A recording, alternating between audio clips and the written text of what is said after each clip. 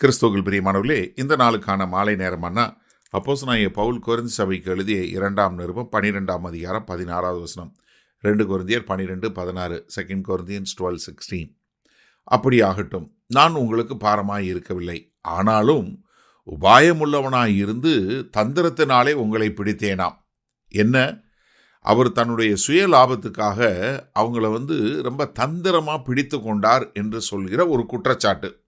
அந்த குற்றச்சாட்டுக்கு இப்போ பதில் சொல்கிறாரு. எப்படி? நான் என் மேலே நீங்கள் எவ்வளோதான் அன்பு குறைவாக கூறினாலும் நான் உங்கள் மேலே அன்பு கூர்ந்து என்னையும் எனக்கு உண்டானவைகளையும் செலவு பண்ண நான் ரொம்ப ஆயத்தமாக இருந்தேன். அப்படி இருந்தாலும் நான் என்ன பண்ணலை, உங்களுக்கு பாரமாக இருக்கல. ஆனால் என்னை பற்றி என்ன குற்றச்சாட்டு சொல்கிறீங்க? தந்திரமாக அவருக்கு ஏதாவது சுயலாபத்துக்காக ரொம்ப தந்திரமாக உங்களை பிடித்து கொண்டாரு அப்படின்னு சொல்லக்கூடிய ஒரு காரியம். ஆனால் இல்லை, நான் உங்களுக்கு பாரமாக இருக்கவே இல்லை. என்ன காரணம்? அவர் தானே உழைத்து தன்னுடைய தேவைகளை எல்லாம் சந்தித்து கொண்டார். அவர் கூட அங்கே யார் இருந்தால் நம்ம பார்க்குறோம், அங்கே கொரிந்து சபையில் இருந்து அவர் வேலை செய்யும்போது அக்விலாவும் பிரிஸ்கில்லாவும் கூட இருந்து அவங்களும் கூடார தொழில் செய்கிறாங்க. அதனால் அவர் யாருக்கும் பாரமாக இருக்கவில்லை.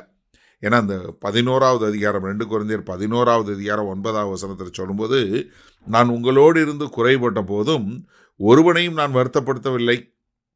மக்கதோனியாவில் இருந்து வந்த சகோதரர் என் குறைவை நிறைவாக்கினார்கள். எவ்விதத்திலேயும், நல்ல கவனிங்க, எவ்விதத்திலும் உங்களுக்கு பாரமாயிராதபடிக்கு ஜாக்கிரதையாயிருந்தேன். எந்த காலகட்டத்தில் நான் உங்களுக்கு பாரமாக இருந்துடக்கூடாது, என்னால் நீங்கள் கஷ்டப்படக்கூடாது அப்படிங்கிறதுல ரொம்ப கவனமாக இருந்தேன். இனிமேலும் ஜாக்கிரதையாக இருப்பேன். எப்படி? ஒரு எச்சரிக்கை போல, ஒரு அபாயம் போல. எப்படி ஒரு மின்சாரம் இருக்கும்போது ஜாக்கிரதைன்னு போடு பார்க்குறோம், எப்படி ஒரு பெரிய ஒரு விபத்துக்கு முன்னாடி ஜாக்கிரதை என்று எச்சரிப்போனாம், அந்த மாதிரி நான் என்னையே நானே எச்சரித்து கொண்டேன். எக்காரணத்தை கொண்டும் என்னுடைய சாட்சி, நான் உங்கள் மேல் உண்மையாக அன்பு வைத்து, இயேசு கிறிஸ்து சொன்னது போல நான் உங்கள் மேலே அன்பு வைத்து உங்களை ரட்சிப்புல வழி நடத்துவதற்கு என்னையும் எனக்கு உண்டானவைகளையும் நான் செலவு பண்ணுறேன். காரணம் என்ன? என் மேலே இப்படிப்பட்ட ஒரு குற்றச்சாட்டு வந்துவிடக்கூடாது என்பதற்காக. ஆனால் நீங்கள் என்ன சொல்கிறீங்க?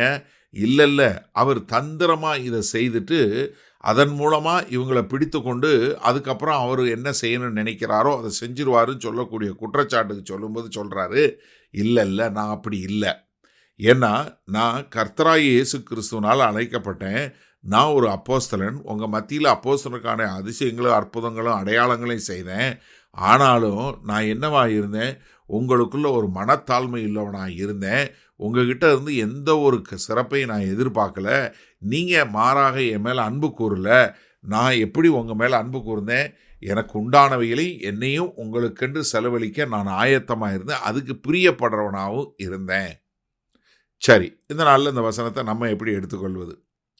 நாங்கள் எங்களுடைய சபைகள், உலக கிறிஸ்தவ ஐக்கிய சபையில் பார்த்திங்கன்னா எல்லா இடத்துலையுமே வேலை பார்க்குறவங்க தான் ஊழியம் பார்க்குறாங்க. நாங்கள் இது வரைக்கும் ஒரு 30க்கும் மேற்பட்ட சபைகள் பல்வேறு தேசங்களில் கர்த்தர் நிறுவ அனுமதிச்சிருக்காரு, உதவி பண்ணார். அதற்காக கோடான கோடி ஸ்தோத்திரம். ஆனால் எல்லா இடத்துலையுமே எல்லாரும் வேலை பார்த்து தான் ஊழியம் செய்யணும். இப்போ நாங்கள் சமீபத்தில் இந்த சீஷத்துவம் புஸ்தகம் பிரிண்ட் பண்ணோம். பிரிண்ட் பண்ணி நாங்கள் எல்லா சபைகளுக்கும் ஒரு சில ஊழியக்காரங்க எல்லாருக்கும் கொடுத்தோம். ஆனால் அதில் நிறைய பேருக்கு என்ன பயம்னா, இவங்க எதுக்காக இதை செய்கிறாங்க? எப்படி? எதுக்காக இவங்க உதவி செய்கிறாங்க? ஒருவேளை இவங்க எதையோ எதிர்பார்த்து செய்கிறாங்களோ அப்படின்னு சொல்லக்கூடியதா? இல்லை. ஏன்னா எங்களை கர்த்தர் ரட்சித்தார், எங்களை கர்த்தர் நேசித்தார். அப்போ நாங்கள் அதற்கு ஏதாவது செய்யணும், கைமாறு செய்யணும். எங்களை நேசித்து எங்களை ரட்சித்த தேவன் எங்களுக்கு கொடுத்த ஒரு காரியத்தை நாங்கள் மற்றவர்களுக்கு ஏதாவது ஒரு வகையில் செய்யணும் அப்படிங்கிறதுக்காகத்தான் நாங்கள் இதை செய்கிறோம். நம்ம உண்மையும் உத்தமமாய் ஊழியம் செய்யும்போது சில நேரங்களில் இப்படிப்பட்ட குற்றச்சாட்டுகள் எழத்தான் செய்யும். ஆனால் அதற்காக நம்ம என்ன போயிடக்கூடாது?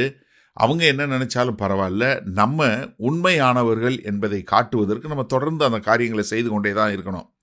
நாங்கள் இப்போ ஏறக்குறைய 15 வருடங்களுக்கு மேலாக எங்கள் சபைகள் இருக்கிறது. இதுவரைக்கும் யாருக்கிட்டையும் எந்த தேவையும் நாங்கள் சொன்னதில்லை, எதையும் நாங்கள் கேட்டதே இல்லை. காரணம் என்ன? கர்த்தர் வழி நடத்துவார், கர்த்தர் செய்வார். அதை கொண்டு நாங்கள் மற்றவர்களுக்கு எப்படி ஒரு ஆசீர்வாதமாக இருக்க முடியும்னு பார்க்கிறோம். அப்போ இப்படி செய்கிற எங்களால் அப்போஸ்தலனாகிய பவுலுடைய வழியை புரிந்து கொள்ள முடிகிறது. ஏன்னா அவர் உண்மையாக அவ்வளவு உத்தமமாக ஊழியம் செய்கிறாரு. ஆனால் அவரை பற்றிய குற்றச்சாட்டு என்ன? அவர் தந்திரமாக பிடிச்சு அவங்களுடைய சுய லாபத்துக்கு பண்ணுறாருன்னு. அப்போ எனக்கு அருமையானவர்களே, பொய்யான குற்றச்சாட்டுகள் வரும் உண்மையாக ஊழியம் பார்த்து கொண்டு இருக்கும்போது. ஆனால் காலம் நீங்கள் யார் என்பதை அடையாளம் காட்டி கொடுக்கும். கர்த்தர் சரியான நேரத்தில் நீங்கள் யார் என்பதை அடையாளம் காட்டி கொடுப்பார். மகா கிருபையும் இரக்கம் நிறைந்த அன்பின் தகப்பனே, இது அந்த செய்தியை கேட்டுக்கொண்டு இருக்கிற அருமையான அநேக ஊழியர்கள், அநேக மக்கள் உமக்கென்று வாழ்ந்து கொண்டிருக்கும்போது சில குற்றச்சாட்டுகள் வரும்போது அதை சகித்து கொண்டு சந்தோஷமாய் உம்முடைய ஊழியத்தை இன்னும் உண்மையும் உத்தமமாய் செய்ய எங்கள் தேவன் கிருபையும் இரக்கமும் பாராட்ட வேண்டுமாய் இயேசு கிறிஸ்துவின் மூலம் ஜெபிக்கிறோம் வல்ல பிதாவே, ஆமேன். கர்த்தர் உங்களை ஆசீர்வதிப்பாராக. நாம் நாளை காலை தினசரி தியானத்தில் சந்திப்போம். Good night.